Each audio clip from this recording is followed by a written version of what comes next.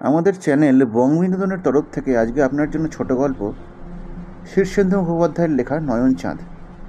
এটি মূলত একটি রহস্যজনক গল্প। তো আর কথা না বাড়িয়ে আমরা চলে যাচ্ছি গল্প পাঠে।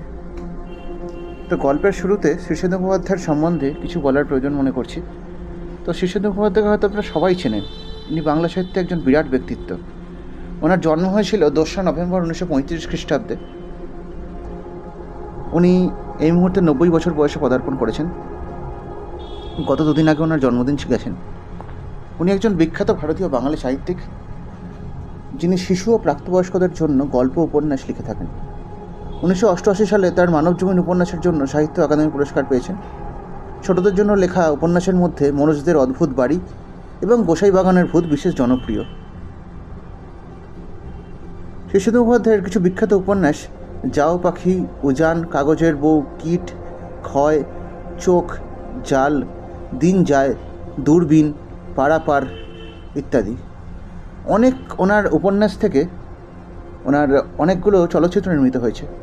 তার মধ্যে গোয়েন্দা সবর অন্যতম, যেখান থেকে অনেকগুলো চলচ্চিত্র নির্মিত হয়েছে। আর তাছাড়াও আজব গাঁয়ের আজব কথা, বাঁশিওয়ালা, পাতাল ঘর, গোসাই বাগানের ভূত, ছায়াময়, মনোজদের অদ্ভুত বাড়ি বিশেষ জনপ্রিয়। শীর্ষেন্দুবাবু বিদ্যাসাগর পুরস্কার পেয়েছেন 1985 সালে, আনন্দ পুরস্কার পেয়েছেন 1973-1990-তে, সাহিত্য একাডেমি পুরস্কার পেয়েছেন 1988-তে, বঙ্গবিভূষণ পেয়েছেন 2012-তে এবং সাহিত্য একাডেমি ফেলো নির্বাচিত পুরস্কার পেয়েছেন 2021-এ। আর কথা না বাড়িয়ে আমরা চলে যাচ্ছি গল্প পাঠে। নয়ন চাঁদ। গভীর রাতে একটা শব্দ শুনে নয়নচাঁদ বাবুর ঘুম ভেঙে গেল। এমনিতেই নয়নচাঁদের ঘুম খুব পাতলা। টাকা থাকলেই দুশ্চিন্তা, আর দুশ্চিন্তা থাকলেই অনিদ্রা। অনিদ্রা থেকেই আবার অগ্নিমন্দ হয়, অগ্নিমন্দ থেকে ঘটে উদরাময়। সুতরাং টাকা থেকেও নয়নচাঁদের সুখ নেই। সারা বছর কবরেজি পাঁচন, হোমিওপ্যাথি গুলি আর অ্যালোপ্যাথির নানা বিদঘুটে ওষুধ খেয়ে বেঁচে আসেন কোনো মতে।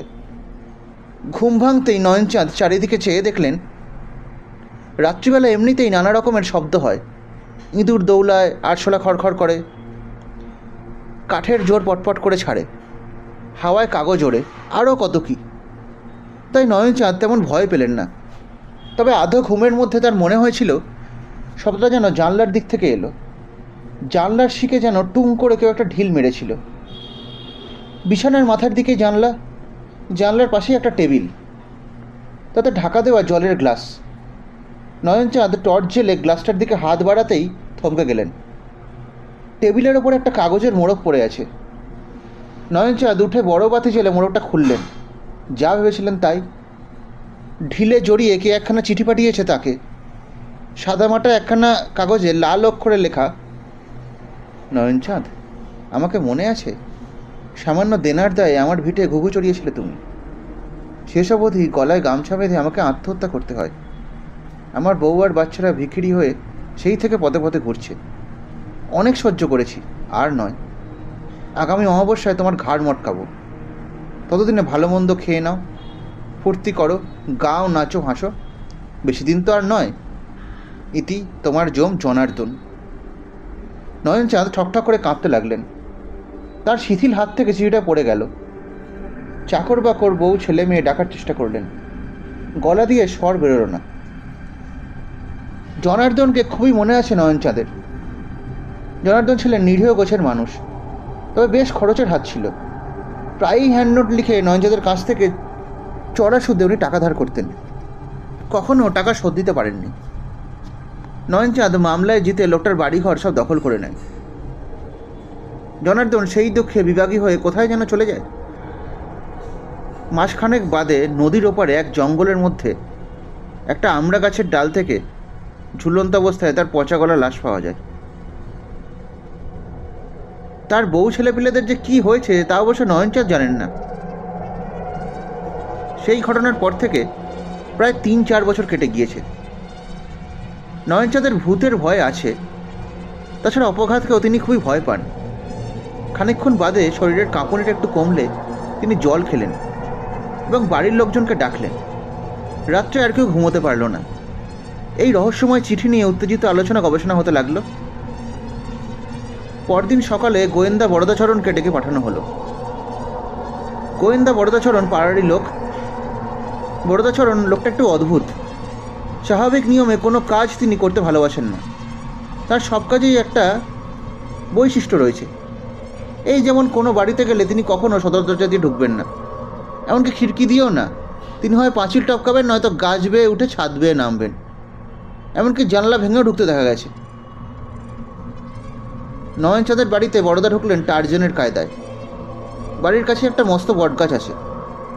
সেই বটগাছের একটা ঝুড়ি ধরে কোষে খানিকটা ঝুল খেয়ে বড়দার পাশের একটা জাম গাছের ডাল ধরলেন। সেটা থেকেই লাফিয়ে পড়লেন একটা চালতা গাছে। সেখান থেকে নয়নচাঁদের বাড়ির পাঁচিল ডিঙিয়ে অবশেষে একটা রেন পাইপ ধরে তিনতলার জানলায় উঁকি দিয়ে হাসি মুখে বললেন, এই যে নয়নবাবু, কি হয়েছে বলুন তো?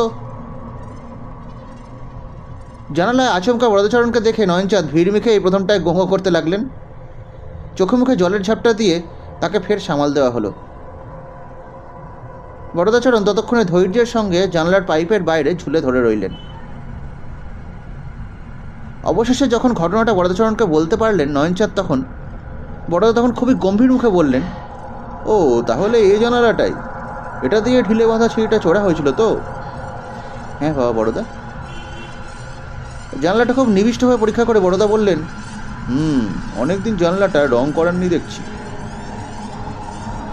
না, খামোখা পয়সা খরচ করে কি হবে?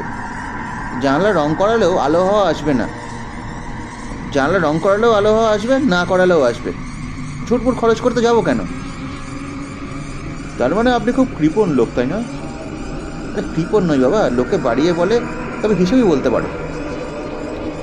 তা কাল রাতে আপনি কি খেয়েছিলেন বলুন তো? কেন বাবা বড়দা, রোজ যা খাই তাই খেয়েছি, দুখানা রুটি আর কুমড়ো ছেঁচকি।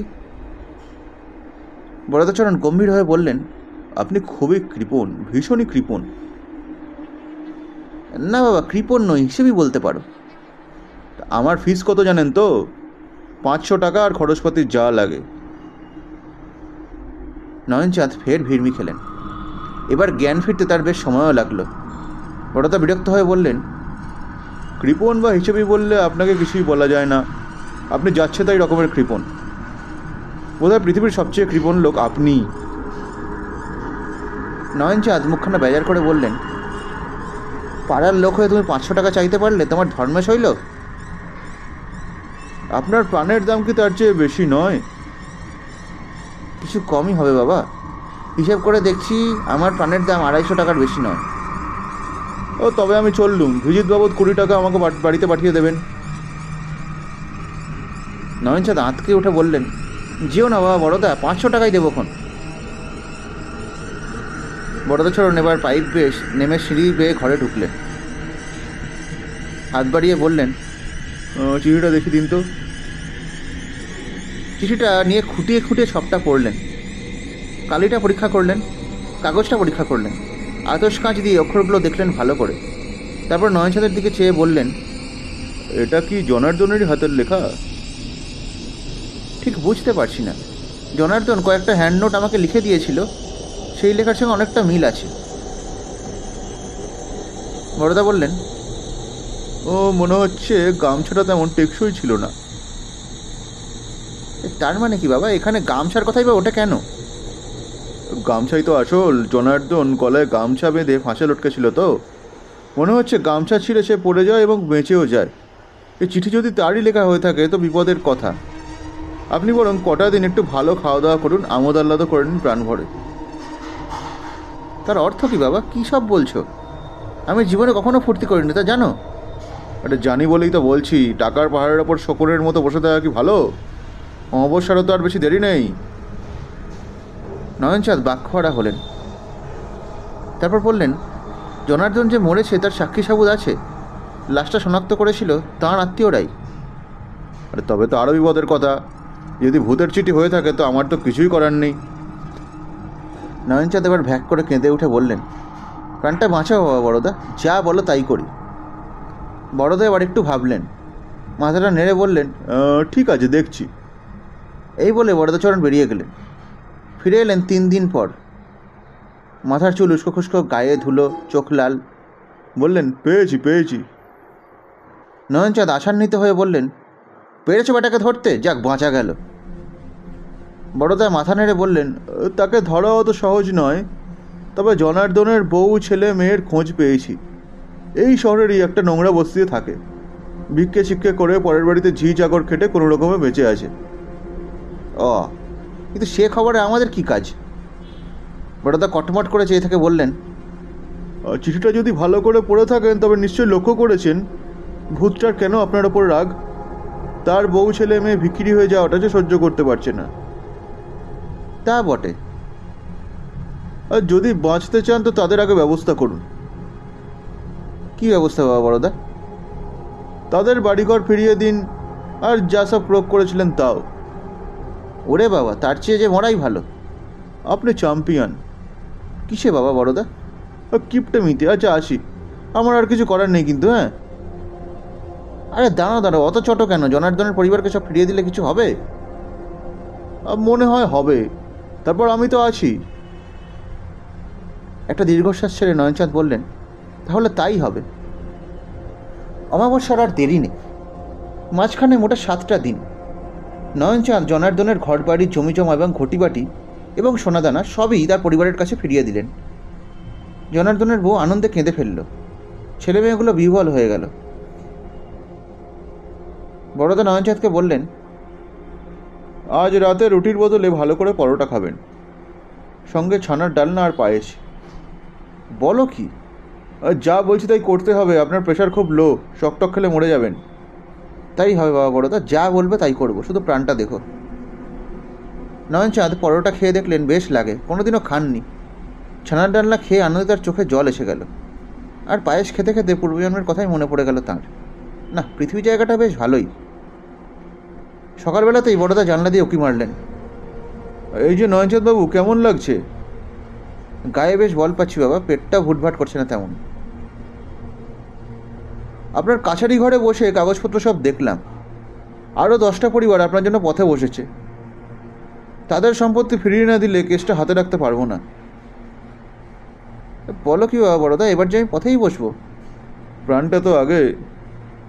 কি আর করেন নয়নচাঁদ, বাকি 10টা পরিবারের কিছু দেনার দায় দখল করেছিলেন, তা সবই ফিরিয়ে দিলেন। মনটা একটু দমে গেল বটে, কিন্তু ঘুমটা হলো রাত্রে। অমাবস্যা এসে পড়ল প্রায়, আজ রাত কাটলেই কাল অমাবস্যা। সন্ধেবেলা বড়দাবাবু এসে বললেন, কেমন লাগছে নয়নচাঁদবাবু, ভয় পাচ্ছেন না তো? আরে ভয়ে শুকিয়ে যাচ্ছি যে। ভয় পাবেন না, আজ রাত্রে আরও 2খানা পরোটা বেশি খাবেন। কাল সকালে যত ভিখিরি আসবে কাউকে ফেরাবেন না, মনে থাকবে। নয়নচাঁদ হাঁপছাড়া গলায় বললেন, তাই হবে বাবা, তাই হবে। সব বিলিয়ে টিলিয়ে দিয়ে লেংটি পরে হিমালয়ে চলে যাব, তাতে যদি তোমার স্বাদ মেটে। পরদিন সকালে উঠে নয়নচাঁদের চক্ষু চড়ক গাছ। ভিক্ষে দেওয়া হয় না বলে এ বাড়িতে কখনো ভিখিরি আসে না, কিন্তু সকালে নয়নচাঁদ দেখেন বাড়ির সামনে শুয়ে শয়ে শয়ে ভিখারি জুটেছে। দেখে নয়নচাঁদ মূর্ছা গেলেন। মূর্ছা ভাঙার পরে বেজার মুখে উঠলেন, সিন্দুক খুলে টাকা বের করে চাকরকে দিয়ে ভাঙিয়ে আনালেন। ভিখারিটা যখন বিদায় নিল তখন নয়নচাঁদের 1000খানেক টাকা খসে গেছে। নয়নচাঁদ মাথায় হাত দিয়ে বসে এলেন অনেকক্ষণ। 1000 টাকা যে অনেক টাকা। দুপুরে একরকম উপোস করেই কাটলেন নয়নচাঁদ। টাকার শখ তো কম নয়। নিজের ঘরে শুয়ে থেকে একটু তন্দ্রাও এসে গিয়েছিল। তন্দ্রা যখন ভাঙল তখন চারদিকে অমাবস্যার অন্ধকার, ঘরে কেউ আলো দিয়েও যায়নি। আতঙ্কে অস্থির হয়ে নয়নচাঁদ চেঁচালেন, ওরে কে আছিস? কেউ জবাব দিল না। ঘাড়টা কেমন যেন সুরসুর করছিল নয়নচাঁদের, বুকটা ছমছম। চারিদিকে কিসের যেন একটা ষড়যন্ত্র চলছে অদৃশ্য। ফিসফাস কথা শুনতে পাচ্ছেন তিনি। নয়নচাঁদ সভয়ে কাঠ হয়ে জানলার দিকে চেয়ে রইলেন। হঠাৎ সেই জানালার অন্ধকারে একটা ছায়ামূর্তি ভেসে উঠল। নয়নচাঁদ আর সহ্য করতে পারলেন না। হঠাৎ তেড়ে উঠে জানলার কাছে ধেয়ে গিয়ে বললেন, কেন রে ভূতের পো, আর কোন পাপটা আছে আমার শুনি? আর কোন কর্মফল বাকি আছে আমার? থোড়াই বড় করি তোর। একটা টর্চের আলোয় ঘরটা ভরে গেল হঠাৎ। জানালার বাইরে থেকে বড়দা বললেন, ঠিকই বলেছেন নয়নচাঁদবাবু, আপনার আর পাপ টাপ নেই, খাড়োকেও মটকাবে না। অমাবস্যা একটু আগেই ছেড়ে গেছে বটে, তবে ফের অমাবস্যা আসতে আর কতক্ষণ? এবার থেকে আপনি যেমন চালাচ্ছেন তেমনি চালিয়ে যান। সকালে ভিখিরি বিদায়, দুপুরে ভরপেট খাওয়া, বিকেলে দান ধ্যান সৎচিন্তা, আর রাত্রে পরোটা, মনে থাকবে?